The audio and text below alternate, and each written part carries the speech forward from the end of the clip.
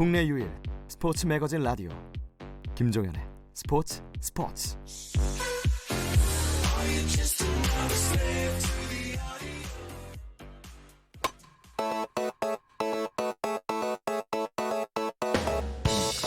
대회 2연패와 2020년 도쿄올림픽 본선 진출권 획득을 향해 기분 좋게 출발한 야구 대표팀 김경문호가 오늘은 캐나다를 상대로 프리미어십이 조별리그 2차전을 치르고 있습니다. 이 소식은 KBS 정현호 스포츠 PD와 살펴보겠습니다. 안녕하세요. 네, 안녕하세요. 네, 금방 뵀네요. 네. 자, 우리가 어제 경기에서 승리를 하나 챙겼고 오늘 2차전을 치르고 있는데 현재 경기 상황부터 짚어주실까요? 네, 오늘은 양팀 좌완 투수들의 맞대결이었어요. 우리나라에서는 김광현 선수가 나섰고 캐나다에서는 선발로 로버트 자스트 리즈니, 이름도 어렵습니다. 네. 이제 그 당시에 감독이 다음날 선발 투수 예고하는데 캐나다 감독이 나와서 왼손 투수다. 이름은 말해주지 않을 거다. 근데 왼손 투수고 이름이 어렵다 이랬거든요. 그래서 느꼈죠. 이 선수 나오겠구나. 감독도 이름을 발음하기 어려웠던 거 아닐까요? 그래서 그냥 흘린 건가요? 네. 김재현 대한민국 타격 코치의 말에 따르면 공빠른 오주원 선수를 생각하면 된다라고 했는데 아니나 다를까 현재 지금 0대0으로 흘러가고 있잖아요. 예. 역시나 까다로운 투수인 건 맞는 것 같습니다. 한 가지 재밌는 게 2회 초 종료 후에 양의지 선수의 파울 타구에 맞았던 주심이 교체가 됐어요. 그러면서 한 10분 넘게 지체됐거든요. 네. 마침 저희가 그 당시에 딱 이제 공수교대가 되면서 김광현 선수가 올라올 타이밍이라 혹시 어깨가 식는 게 아닌가 걱정했는데 다행히도 좀 이제 그런 문제는 없었는데 존이 넓어졌어요. 주심이 바뀌면서. 그러면서 본의 아닌 투수전으로 지금 흘러가고 있는 상황입니다. 네. 그리고 이제 4회 초에는 이정우 선수가 선두타 출루를 했는데 박병호 선수가 삼진을 당하고 김재환 선수가 잘 쳤는데 네. 더블아웃이 됐어요. 라인 드라이브로 잡히면서. 약간 오늘 경기 말리고 있는 운도 따르지 않는 그런 모습입니다. 자, 6회 진행 중이고 현재 점수는 0대0입니다. 네. 어제 1차전 얘기를 짚어보자면 네. 양현종 선수가 나와서 진짜 엄청난 피칭을 보여줬어요. 그렇죠. 특히 호주는 2020년 도쿄올림픽 출전권을 두고 경쟁하고 있는 팀 아닙니까? 그렇습니다. 아시아 지역 출전권을 놓고 경쟁하는 팀인데 오늘 호주가 쿠바와 경기를 했죠. 예. 그래서 9회까지 2대2로 굉장히 팽팽한 접전 끝에 아쉽게 석패하긴 했습니다. 호주 선수들을 전반적으로 보면은 싱글 A에서 루키 리그 메이저로 따지면 그 정도의 수준이거든요. 어제 경기를 본 제 한 줄 평을 하자면은 예. 수비랑 투수는 그럭저럭. 근데 타격이 너무 약하다. 어제 단 1안타에 묶였거든요. 네네. 근데 이제 우리나라 선수들이 약간 그 사연 있는 선수들이 가서 질롱 코리아라는 팀을 호주 리그에서 뛰고 있잖아요. 그 선수들이 호주 리그에서 경쟁을 하고 있다는 점을 감안하면 그 정도가 아마 대한민국과 호주의 현재 야구 격차가 아닌가 이렇게 보셔도 될 것 같아요. 자, 전체적으로 호주와의 1차전을 정리를 해보자면 네. 우리나라 대표팀의 입장에서 어떤 평가를 내릴 수 있을까요? 일단 이겼으니까 됐다. 이렇게 볼 수 있을 것 같아요. 1차전이라는 게 사실 상대가 누구든 쉽지 않거든요. 네. 그런 면에서 보면 첫 단추를 잘 꿰다는 점에서는 대만족입니다. 한 가지 특징이 허경민, 김재환, 이정우 이런 선수들 불과 저번 달까지만 해도 한국 시리즈를 치르고 예. 있었잖아요. 그러다 보니까 이제 경기 감각이 좀 올라온 선수들의 활약이 돋보였다. 이렇게도 평가를 할 수 있을 것 같아요. 우리나라가 최근에 1차전에서 패한 다음에 부진한 모습을 보인 대회들이 좀 있어서 네. 호주전에 대한 부담감이 약간 있었을 것 같거든요. 그래서 찾아봤더니 최근 4개의 주요 국제대회를 연속으로 4개 대회 연속으로 1차전을 다 졌더라고요. 2013년 WBC는 네덜란드한테 그리고 2015년 프리미어십이 이 프리미어십의 전대회죠. 일본한테 졌고요. 2017년 WBC 때는 심지어 이스라엘한테도 지고 가장 최근에는 아시안게임에서 또 대만한테 졌고요. 이게 참 물론 하나하나 쉬운 상대가 아니긴 하지만 1차전 징크스라고 될 법도 했는데 다행히도 워낙 마운드가 잘 버텼잖아요. 네. 1피안타로. 그런데 이제 박민호 선수, 박병호 선수 이런 선수들이 타격감이 좀 올라오지 않아서 그 부분이 좀 아쉬웠는데 사실 타격이라는 거는 경기 감각의 문제거든요. 예. 그래서 이제 경기를 좀 거듭하다 보면 타자들의 타격감도 아마 좀 올라오지 않을까 그런 생각을 좀 해봅니다. 자, 어제 경기가 좋았기 때문에 오늘 경기도 많은 분들이 기대를 하고 계실 텐데 네. 6회 진행 중이고 지금 대한민국의 공격입니다. 주자가 1루와 2루에 나가 있고 아웃 카운트는 1개만 잡혀 있습니다. 네. 캐나다가 그 쿠바를 이겼잖아요. 네. 이 생각을 보니까 캐나다도 만만히 보면 안 되겠다 이런 생각을 했어요. 그렇습니다. 그날 이제 선발로 나왔던 캐나다의 필립 오몽 선수가 있는데 8이닝 동안 안타를 단 2개만 만지면서 무실점으로 네. 막았거든요. 그리고 나서 이제 스캇 매티슨 선수가 올라와서 최고 구속 155km, 시속 155를 던졌는데 이 선수 역시 요미우리에서 뛰고 있는 나름 빅리그 아니겠습니까? 네. 일본도. 그런 면에서 보면 투수력이 나쁘지 않다 이렇게 볼 수 있을 것 같아요. 그리고 이제 이날 적시타를 기록한 마이클 쏜더스 선수 같은 경우는 제가 낯이 익더라고요. 네. 그래서 찾아봤더니 아니나 다를까 2016년도에 메이저리그에서 올스타까지 선정됐었던 당시 시애틀 외야수였는데 그런 경력이 풍부한 선수들이거든요. 네. 확실히 호주나 쿠바보다는 좀 강력한 상대다 이렇게 보시면 될 것 같아요. 그리고 이제 하지만 한 가지 좀 생각을 해봐야 될 게 예. 캐나다가 강한 걸 수도 있지만 사실 호주나 쿠바가 많이 약해진 걸 수도 있어요. 그렇기 때문에 아직까지는 뭐 캐나다를 그렇게 크게 긴장하고 걱정해야 될 수준인지는 좀 더 지켜봐야 될 것 같습니다. 그 우리나라와 캐나다의 경기가 있기 전에 낮 시간에서 뭐 잠깐 얘기가 나왔지만 호주와 쿠바의 경기 있었는데 이 네네. 경기는 어떻게 진행이 됐나요? 이 경기 같은 경우도 굉장히 명승부였어요. 연장까지 갔고 승부치기까지 심지어 갔습니다. 그래서 호주가 첫 이제 승부치기 점수를 내지 못하고 쿠바가 무사 1, 2루에서 번트 상황에서 야수 선택으로 예. 무사말로가 되고 이제 첫 타자는 얕은 플라이라서 못 들어왔는데 마지막 그 타자 때 끝내기 희생 플라이가 나오고 그러면서 이제 아슬아슬하게 홈에서 세이프되는 네. 나름의 명경기였습니다. 이날 이제 쿠바 선수들이 적시타를 친 이후에 호주에서 이번 대회 C조에서는 첫 홈런이 나왔거든요. 어쨌든 쿠바는 1승을 거두면서 좀 한숨 돌렸고 호주는 이제 올라가기 힘든 상황이 돼버렸죠. 자, 그럼 오늘 우리가 지금 이 경기 캐나다와의 경기에서 승리를 한다면 네. 최종전 결과와 상관없이 슈퍼라운드를 가게 되는 건가요? 그럴 수 있으면 좋았을 텐데 네. 쿠바가 호주를 이겨버리면서 호주가 탈락한 상황이잖아요. 예. 그러면서 이제 우리나라가 내일 쿠바한테 만약에 진다면 오늘 이기더라도 세 팀이 모두 2승 1패씩 나눠 가지게 됩니다. 그런 경우에 이제 조별리그 순위를 승자승으로 결정하는데 승률이 어차피 똑같으니까요. 네. 승자승도 세 팀이 물려요. 그러면 이제 우리나라가 이제 어느 종목에 어느 대회를 나가든 항상 느끼는 이 경우의 수 있잖아요. 네. 반갑지 않은 이 손님. 예. 경우의 수를 또 따져야 되는데 야구에는 T큐비라는 게 있어요. 이게 뭐냐면은 득실점이긴 한데 이닝당으로 나눠야 됩니다. 이닝당 득점, 이닝당 실점을 빼는 건데 왜 이렇게 하느냐?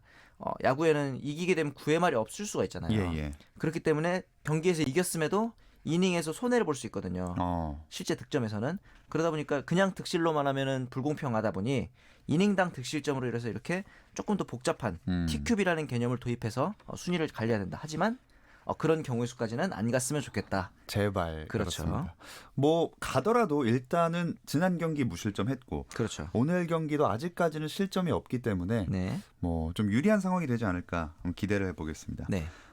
오늘 경기가 네. 4번 타자 중책을 안고 있는 박병호 선수의 방망이가 살아날 수 있을까? 이것도 관심사였어요. 지금 딱 박병호 선수가 공교롭게도 타석에 들어와 있네요. 그렇군요. 마치 이렇게 녹화를 하라 그래도 할 수 없을 것 같은 기가 막힌 타이밍인데 사실 박병호 선수 팬분들도 아시겠지만 오늘 연타석 삼진 당했습니다. 아하. 그것도 이제 둘 다 헛스윙 삼진이에요. 여전히 헛스윙이 너무 많은데 이게 왜 그러냐면은 대한민국의 4번 타자 아니겠습니까? 예. 당연히 정면 승부를 들어올 리가 없어요. 그런데 이제 박병호 선수는 마음이 급하니까 첫 번째 타석에서는 낮은 공 그리고 두 번째 타석에서는 높은 하이 패스트볼에 헛스윙 삼진을 당했거든요. 예. 그러니까 마음이 급한데 자꾸 따라 나간다 이렇게 좀 보면 될 것 같아요. 그래서 사실은 박병호 선수가 타격감이 올라오지 않는다 그래서 너무 조급해하기보다는 조금 더 기다려줄 필요가 있지 않을까. 뒤에 있는 김재환 선수라든가 김현수 선수가 타격감이 괜찮거든요. 네. 그런 부분들을 좀 믿고 기다리는 게 어떨까 하는 생각을 해봤습니다. 네. 재밌는 것이 포스트 시즌에서 조금 부진했던 김현수 선수는 네. 역시 국가대표 오니까 잘하고 그렇죠. 박병호 선수는 포스트 시즌에 굉장히 좋은 활약을 보여줬는데 네. 오히려 여기 국가대표로 오니까 살짝 부진한 모습을 보여주고 있어요. 그러니까 참 4번 타자라는 자리, 국가대표라는 자리가 쉽지 않구나라는 걸 아마 팬들도 보시면서 느끼실 거예요. 네, 그니까요. 슈퍼라운드 가기 전에는 얼른 살아나야 될 것 같은데요. 그럼요. 지금이야 솔직히 말해서 일본이나 대만보다는 약한 팀들과의 경기이기 때문에 괜찮지만 사실은 4번 타자 역할은 결정적인 한 방이거든요. 예. 그러기 위해서는 일단 2008년도로 돌아가 봐야겠죠. 베이징 올림픽에서 이승엽 선수도 네. 엄청나게 욕도 많이 먹고 힘들지 않았습니까? 하지만 그렇습니다. 결정적인 순간에 한 방만 해주면 되는 자리거든요. 예. 그리고 이제 한 가지 더 이제 부탁을 하고 싶은 게 지금 말씀드리는 순간 볼넷으로 출루했는데 네, 이제 만루가 제가 됐네요. 바라는 모습이 바로 저거예요. 아. 왜냐하면은 해결사를 해주는 것도 물론 좋지만 뒷타자들 타격감이 괜찮다면은 징검다리 역할을 해주면서 네. 타격감을 조금 고르는 것도 필요하거든요. 제가 이런 모습을 바란다고 대본에 써놨는데 기다렸다는 듯이 볼넷으로 살아나가줬습니다. 미래에서 오셨습니까? 그러게 말입니다. 아유, 어쨌든 뭐 징검다리 역할도 잘 해주고 네, 타격감을 얼른 끌어올렸으면 좋겠습니다. 그렇습니다. 대표팀 마무리 투수는 정해졌나요? 예, 김경문 감독이 이번 한국 시리즈를 보면서 키움이 했던 것처럼 조상우 선수를 조기 투입해서 약간 조커처럼 쓸지 이렇게 고민한다고 했는데 사실 최종 평가전이었던 푸에르토리코전에서는 9회 그대로 투입을 했어요. 아마도 김경문 감독 성격상 또 약간 정석을 추구하는 감독이라 네. 이번에도 9회 그냥 조상우 선수가 마무리로 나올 것 같아요. 그리고 이제 사실 슈퍼라운드 가기 전인 예선에서는 전력 노출도 맞고 조상우 선수 한국 시리즈 때 많이 던졌잖아요. 예. 그렇기 때문에 휴식을 위해서라도 고우석이나 원종현 선수를 좀 다양하게 활용할 것 같다는 생각을 해봅니다. 평가전에서 그 조상우 선수가 모자가 자꾸 벗겨져서 이게 네네. 화제였는데 맞는 모자를 구했다고 얘기가 나왔더라고요. 그러니까 이게 그냥 모자인데 왜 이렇게 힘들지라고 생각하시지만 뒤에 이 로고가 있는 그 고정형 모자예요. 네네. 벨크로를 이렇게 조절할 수 있는 게 아니다 보니까 조상우 선수도 워낙 체구도 크지 않습니까? 맞아요. 그리고 또 머리도 길잖아요.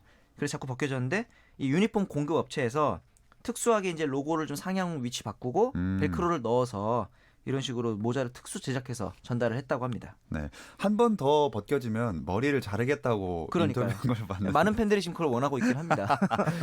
머리 자른 모습도 한번 궁금하네요. 네네.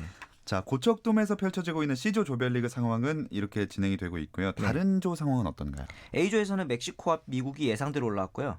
사실 도미니카가 좀 의외인데 아무래도 메이저리거들이 없어서 그런 것 같아요. 그리고 B조에서는 대만과 일본이 역시 예상대로 2승으로 슈퍼라운드에 올라왔어요.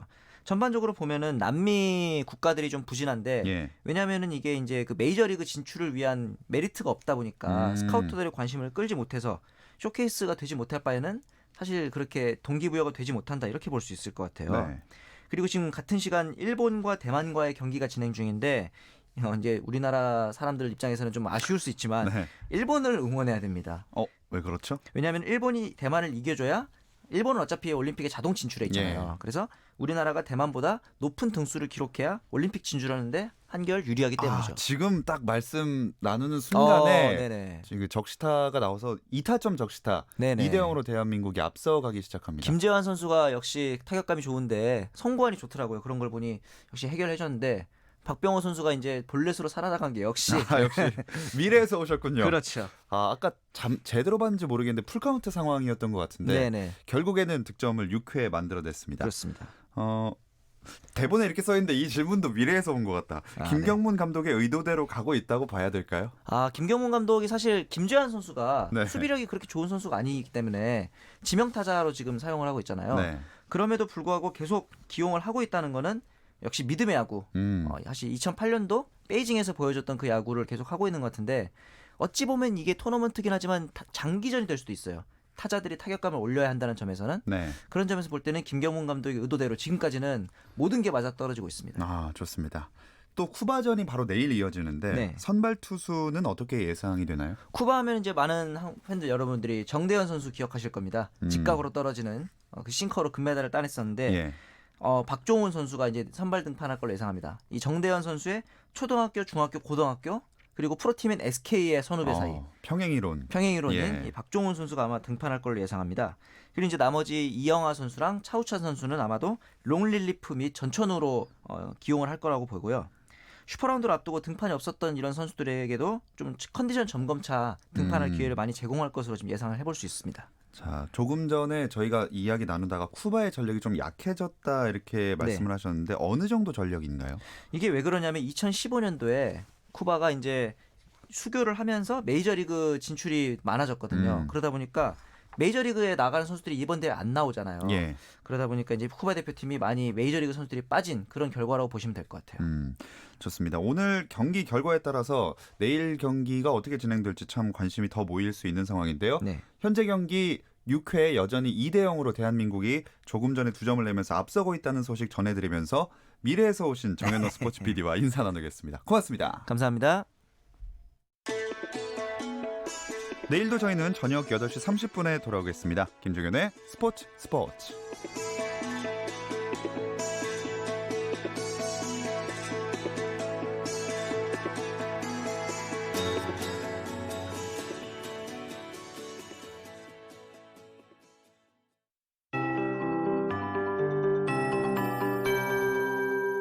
KBS 58분 날씨.